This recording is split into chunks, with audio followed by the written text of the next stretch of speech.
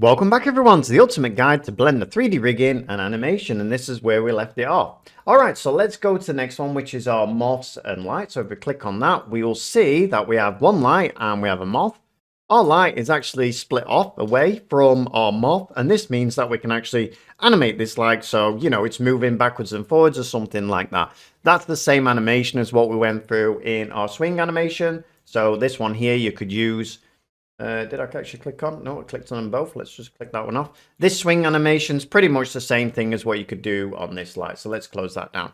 All right, so let's first of all get our moths actually flapping their wings. So first of all, I'm going to go into my moth. You can see at the moment that the actual orientation is around the actual center. Now this moth just has a real basic just a material on it, so it's just very basic, but you can make it a bit more complex if you're doing your own, make some better materials and things like that.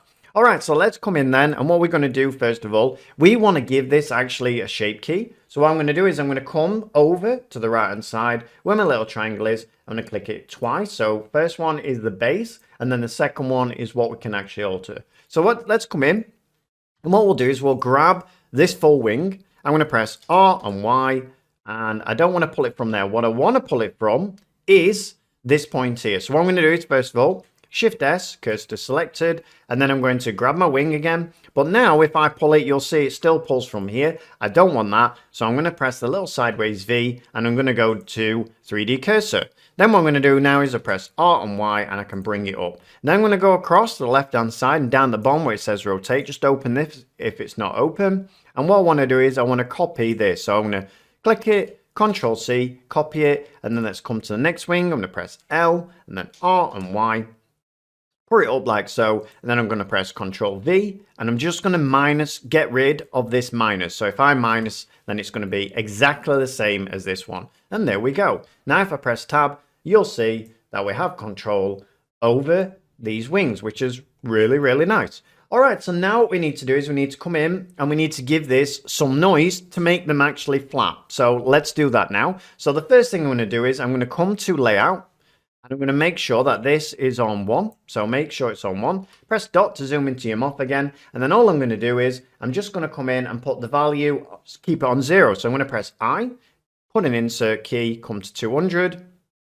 And then let's put in another key, so I. And now finally we can go over to our animation. And then what I want to do now is I want to actually animate these. So you can see here it is. Now if you don't see it, it's probably going to be up here somewhere. So just be aware that it's not on 0 or anything like that. So while from the fire flicker that we did before with the lights and stuff, so just make sure that you scroll down 0 and then you should see it there. Now, because this is set up from the fire flicker, you should already have on the right-hand side your modifiers. So we're going to bring in a noise. And you can see as soon as we bring that in, we will end up, you can see a tiny, tiny flicker. Now, all we need to do is just turn up the strength of this. And then what will happen is you'll end up with the flapping wings of an actual moth. Good stuff, right? Now, first, let's actually turn the interpolation to Bezier, I think it'll be, which makes it a bit more fluid than what it was before. And now, basically, we've got our moth. So all we need to do now, I'm just making sure it goes all the way through, which it should do. All we need to do now is basically turn this into a load of moths going around a light. So how am I going to do that? Well, first of all, I'm going to go back to modeling now. And then what I'm going to do, I'm going to come to my actual light, and I'm going to turn this into an emitter. So if I come over here, let's click plus, and there you go. You can see that we can actually use this. If I press spacebar, you can see that we can actually use this as an emitter. So we want these basically bouncing balls to be our moths. So let's actually sort that out now. So the first thing I'm going to do is rename this. So I'll call it moth or moths. Like so. And when I'm renaming them, I always rename this as well. So I'm going to put this as moths. And this is because sometimes when you click this down now, you'll see now that it's called moths. And we've got one called particle settings. And I do this just to make sure that everything's going to work correctly. I also make sure that this little shield is ticked on. And that is because, let's say I save Blender out and I don't have this emission there. I do that to make sure that I keep the emission regardless if there's one in the actual scene. This means then if I want to actually send through this emitter to another blend file, I'm able to do that. So that's another reason why I do that. I'm actually going to come up and actually save that out as well. All right, so now let's come in and let's alter a few of these options. I'm going to pull this up all the way up here just so I can actually see what I'm doing. And the first one I'm going to alter is this number. I'm going to put it on 50 just to make sure there's nowhere near as many moths as that. I'm also going to come down. I'm going to put the start frame on 1 and the end frame on 1. And then basically the lifetime on something like 1,000. And this makes sure then that these will stay around for as long as we need them to. All right, so the next thing then I'm going to do is I'm going to scroll down and I'm going to put, where is it? Display as. And then what I want to do is where it says rendered, I want to change this from Halo and I want to have this on object. And my object is going to be my actual moth, like so. And now when I press spacebar, when it restarts, you'll see that these actual moths, they start bouncing up and down like that, which is something that we don't want. So what I want to do now is I want to scroll up and I want to come to where it says physics types and I want to put this onto voids and I want to make sure then that this is set up correctly. So what I'm going to do is I'm going to put the mass on 0.085 and then I'm going to put it on to 11.7 on here and then going to put it onto the minimum air distance is going to be 0.171, 0.458.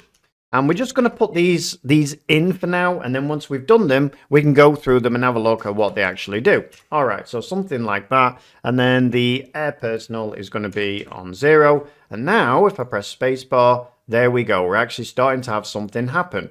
Now, the other thing is as well that you can see that they're way too small at the moment. So we need to make them much bigger than they are. You can also see that they're flying off all over the place. And that's not something we want. And the reason that is happening is because this emitter at the moment, we haven't actually told it what we want to do with it. In other words, we've got something here called void brain and we've not told it what we want to do. So what we want to do with this, first of all, is we want to minus both of these off. I want to click the plus and I want it to be follow the leader. Now the leader is going to be this lamp like so. Now when I press spacebar, you will see that all of these are flying around here like so. Now all we need to do now is actually make sure that the scale of these things is much bigger than what it was. Double tap the A and there we go. You have moths flying around the light. Now the best thing is about this, of course, is that you can change how fast they go, and also as this light actually swings, you will see that the moths will just literally follow where the light actually swings. So in other words, if I'm rotating this like so if I rotate it like so, you can see the moths are actually sticking to it. All right, so you will notice at the moment it looks really nice, but there is a problem. Whenever we try and move this, you will see that they just literally stick to the actual movement of it, basically movement of it. So what we need to do is actually show you another way of doing this. So what I can do is I can press Shift A. In fact, what I'll do is I'll just grab this, I'll press Shift D and just make a duplicate of it. You can see now that they fly to the other one, which is really great because then what that means is now I can actually move this one and they won't actually stick to it. So that means now we can actually use this. So how do we use it? Well, first of all, if I grab it and I make it a little bit smaller, like so, and then I move it actually into this other one. So if I press spacebar and move it into the other one, like so, and just hide it in there, that now means that I can actually have them attached to this one here. So this lamp here. If I bring this down now, come into my moth light and call it, so let's call it lamp follow. Like so, and then take the emitter off of this. So if I take the emitter off, so if I come back to my emitter, which is going to be on here, and then remove it off of here, then this should now be on the one on the inside. In other words, if I move this now, you will see that they actually fly over towards this, but they're still coming out of this emitter. So basically you can have your emitter to whatever you want to be. So that means now, when I put this back on here, and I move this, for instance, with, let's say, a bones or something like that. So if I press pause, and I put it over here, let's just get it in place. And we'll just do a quick movement of it. I'm just going to put it in place.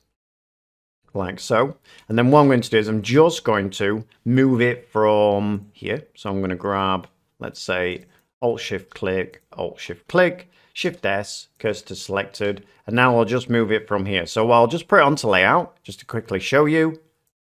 I'll have it on to 1, press dot, and then what I'm going to do is I'm going to press R, Y, and I want to move it from there, of course, so a little sideways V, 3D cursor, R, Y, and then I'm going to move it to 100, and then R, Y. I need to actually put it, so what I'll do is I'll press I, location, rotation, scale, bring it to 1, and then R, Y, like so, and then I, location, rotation, scale, and then what we'll do is we'll just bring this one over now to 200. So if I bring this over here, Shift D, bring it over here, like so, and now let's press spacebar, and there you go. You'll see it moves, double tap the A, and the moths actually follow it along, even though it's actually moving.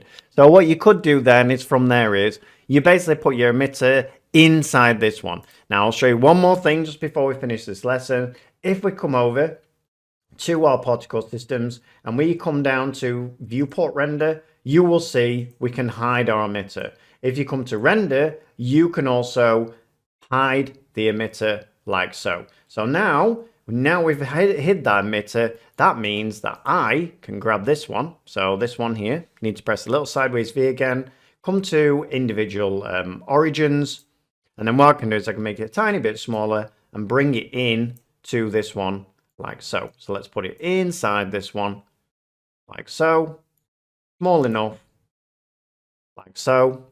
And basically this could be a sphere or anything like that. And now if I hide this emitter, so I'm just gonna click on this and we'll just hide it. So object, where is it? Show emitter, hide emitter, double tap the A, press the space bar, and there you go. And that is how you get flying moths. All right, everyone. So let's come up, let's save it out. And then on the next one, we're actually on to clouds. So we'll pull up clouds. And these are really great if you want some, stylized clouds coming out of chimneys and things like that, but you really don't want to use simulation because simulations in Blender are notoriously hard to use, and they also require a lot of, GPU, CPU power. So this is another way around of getting some really nice clouds without using so much of that. All right, everyone. So I hope you enjoyed that, and I'll see you in the next one. Thanks a lot. Bye-bye.